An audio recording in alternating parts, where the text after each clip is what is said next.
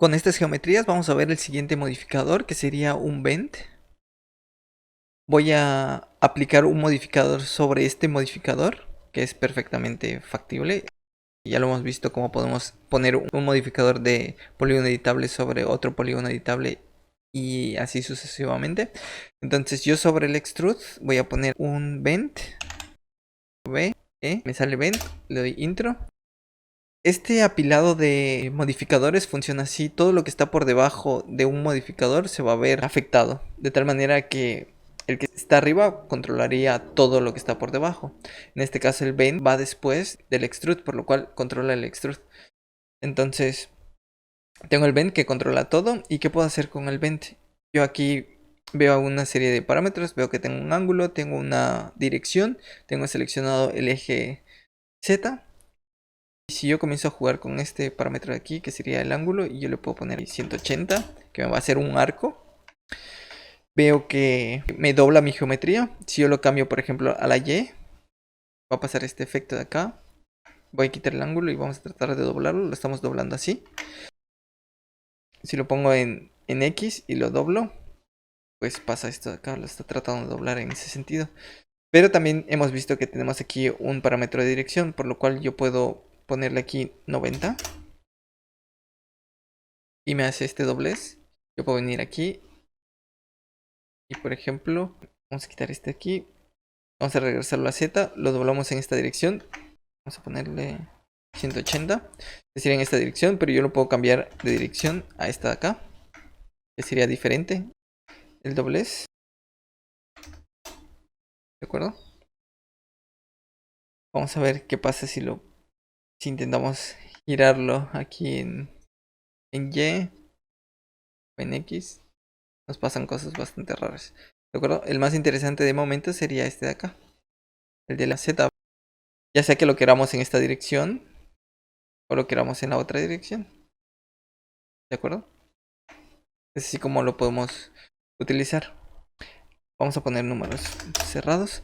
Y algo muy importante sería el número de segmentos que tiene nuestra geometría. En este caso tenemos unos segmentos que son 6. Pero si yo le pongo aquí que solo sea 1, vamos a tener este efecto. Prácticamente el vent lo está doblando, pero queda esto bastante feo porque no tiene segmentos con que doblar. O no tendría articulaciones, por así decirlo. Si yo le pongo 2, me va a hacer un triángulo. Porque tenemos aquí un segmento aquí y un segmento acá. Por lo cual el único doblez que puede suceder es acá. De tal manera que si yo incremento estos valores, como ya se imaginarán, cada vez la curva es más suave. Entonces aquí podemos poner 60 y tenemos un arco bastante suave. ¿De acuerdo? Entonces cuando utilicemos el modificador de Bend, hay que tener en cuenta cuántos segmentos contamos para poder doblar correctamente esa geometría. ¿De acuerdo? Es muy sencillo de utilizar. También jueguen un poquito con los diferentes parámetros. Por ejemplo, podemos hacer cosas bastante raras como esto de acá. Por ejemplo, ponerle aquí 45. Y en combinación tanto del ángulo que queramos. Por ejemplo, yo le puedo poner aquí perfectamente 360, lo cual me haría un círculo. Y aquí podemos ponerle 90. Y tenemos este efecto de acá. Entonces, jueguen con estos parámetros de aquí, tanto el ángulo como la dirección. Y también los ejes son bastante importantes. En este caso, como es una figura, no es tan regular como podría ser una caja, por ejemplo. Vamos a ponerle bastantes segmentos. Ya hemos visto por qué. Voy a arrastrar aquí el vent. Y en este caso yo puedo ponerle aquí 0. Y puedo comenzar a hacer cosas así un poquito raras. Por ejemplo, me está pasando que yo podría doblar en esta dirección mi caja, pero no puedo porque de este lado solo tengo un segmento. Entonces me regreso aquí a mi caja. Vamos a incrementar este valor de aquí. Vamos a poner esto por defecto y le voy a agregar aquí más segmentos. De tal manera que yo estando en X ya puedo hacer este tipo de dobleces.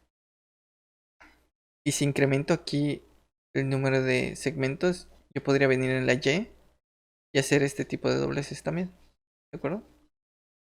Entonces, dependiendo de la dirección, tanto del ángulo como la dirección que le pongamos aquí, vamos a necesitar pues segmentos en una u otra dirección. Entonces hay que tenerlo en cuenta. Solo tener cuidado con lo que serían los segmentos de nuestra geometría y ver qué ángulo necesitamos y en qué dirección y también en qué eje, ¿de acuerdo? Practíquenlo, jueguen con Ben, es bastante útil para modelar ciertas cosas y nos vemos en el siguiente.